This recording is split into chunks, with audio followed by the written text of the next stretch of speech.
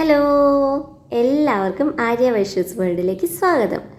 ഇന്നത്തെ വീഡിയോ ഉണ്ടല്ലോ, വിഷുക്കണി ഒരുക്കുന്നവർക്ക് ഹെൽപ്ഫുള്ളായിട്ടുള്ളൊരു വീഡിയോ ആണ്.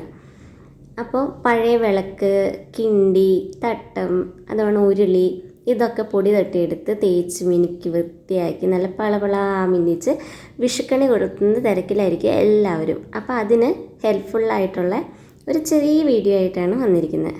അപ്പോൾ ഇതിൽ ഞാൻ ഉപയോഗിച്ചിരിക്കുന്നത് ദോശമാവാണ് കേട്ടോ. ഏത് മലയാളീനെ എടുത്താലും ആ മലയാളിയുടെ വീട്ടിൽ ദോശമാവ് ഉണ്ടാവും. അപ്പം നമ്മൾ തലേ ദിവസം അരച്ച് വെച്ച് പുളി വന്നതിന് ശേഷമല്ലേ നമ്മൾ ദോശയൊക്കെ ഉണ്ടാക്കുന്നത്. അപ്പം എങ്ങനെ പോയാലും ഒരു ഇച്ചിരി ദോശമാവൊക്കെ ചിലപ്പോൾ ബാക്കി വരും. അപ്പം ആ ദോശമാവ് ഇത് വേണം നമ്മുടെ വിളക്കിലേക്കും കിണ്ടിയിലേക്കും തട്ടത്തിലേക്കൊക്കെ നന്നായിട്ട് തേച്ച് പിടിപ്പിക്കുക. ശരിക്കും നന്നായിട്ട് എല്ലാ ഭാഗത്തും എത്തുന്ന രീതിയിൽ ശരിക്കും വൃത്തിയായിട്ട് തേച്ച് പിടിപ്പിക്കുക.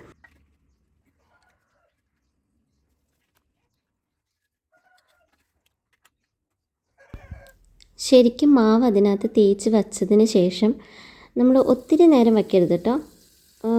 ഒരു കുറച്ച് സമയം, ഒരു 10 എണ്ണുന്നത് വരെ അതിനകത്ത് മാവൊന്ന് പിടിക്കാൻ വേണ്ടി ജസ്റ്റ് വയ്ക്കുക. ഒരു സ്റ്റീൽ സ്ക്രബ്ബറാട്ടോ. അപ്പോൾ സ്റ്റീൽ സ്ക്രബ്ബറിലേക്ക് ഞാനിവിടെ പാത്രം തേക്കുന്ന സോപ്പ് ഇച്ചിരി എടുത്തിട്ടുണ്ട്. നിങ്ങൾക്ക് വേണമെങ്കിൽ വിം ലിക്വിഡ് 1-2 ലിക്വിഡ് തുള്ളി അതിനകത്ത് ഒഴിച്ചിട്ട് നന്നായിട്ട് തേച്ചുരുമ്മി അങ്ങ് കളയുക. കാരണം എന്തെങ്കിലും ഒരു എണ്ണമെഴുക്കോ കാര്യങ്ങളൊക്കെ ഉണ്ടെങ്കിൽ പോകാൻ വേണ്ടിയിട്ടാണ് നമ്മൾ വിമ്മും കാര്യങ്ങളൊക്കെ എടുക്കുന്നത്. ശരിക്കും അങ്ങ് തേച്ചുരുമ്മി നന്നായിട്ട് അങ്ങ് കൊടുക്കുക. അതെ, ഒരു കാര്യം പറയാൻ വിട്ടുപോയി. എനിക്ക് ടിപ്പ് പറഞ്ഞു തന്നതേ എൻ്റെ അമ്മ ആശമ്മയാട്ടോ.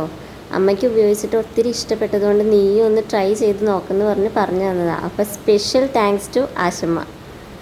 ഇത് ഞങ്ങളുടെ വീട്ടിൽ തണ്ടികയിൽ വിളക്ക് കഴുകാൻ വേണ്ടി മാത്രമുള്ള സ്പെഷ്യൽ പ്ലേസാണ്. ഇവിടെ വേറെ ഒന്നും പാത്രങ്ങളൊന്നും കഴുകില്ല.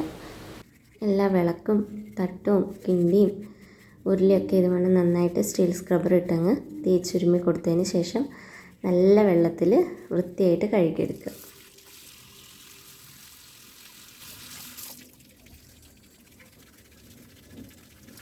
കണ്ടോ, ആദ്യം കണ്ട വിളക്കാണ് ഇപ്പോൾ ഇത്. നല്ല തിളക്കം വന്നില്ലേ?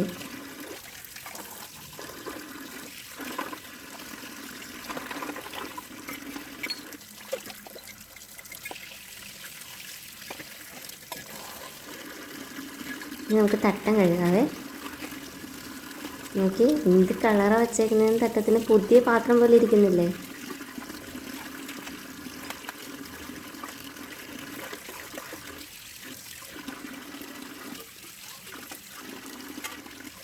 വൃത്തിയായിട്ട് നല്ല വെള്ളത്തിൽ കഴുകിയതിന് ശേഷം നല്ല വൃത്തിയുള്ളൊരു തോർത്ത് വെച്ച് വിളക്കും തട്ടമൊക്കെ നമുക്ക് തുടച്ചെടുക്കാം.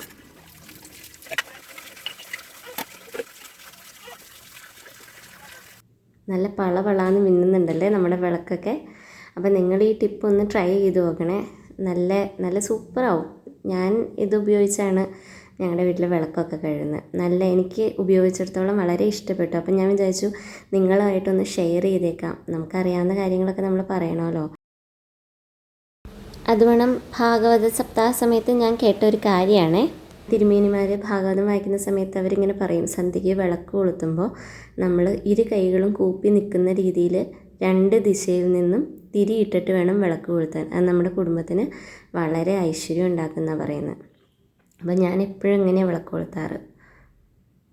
പിന്നെ ഞങ്ങൾ ഉപയോഗിക്കുന്ന വൈറ്റ് സ്റ്റിക്കിൻ്റെ ചന്ദനത്തിരിയാണ്. നല്ല സൂപ്പർ സ്മെല്ലാട്ടോ. രാവിലെ നമ്മൾ എണീറ്റ് വരികയൊക്കെ ചെയ്യുമ്പം പൂജാമുറിയുടെ അത്രയും ഭാഗത്ത് നല്ല സ്മെല്ലാണ്. അപ്പോൾ എവിടെയെങ്കിലും കിട്ടുവാണെങ്കിൽ നിങ്ങളൊന്ന് ട്രൈ ചെയ്ത് നോക്കണേ. അപ്പോൾ നമുക്കിനി അടുത്ത വീഡിയോ കാണാം കേട്ടോ. അപ്പോൾ എല്ലാവർക്കും എൻ്റെ ഹൃദയം നിറഞ്ഞ വിഷു ആശംസകൾ.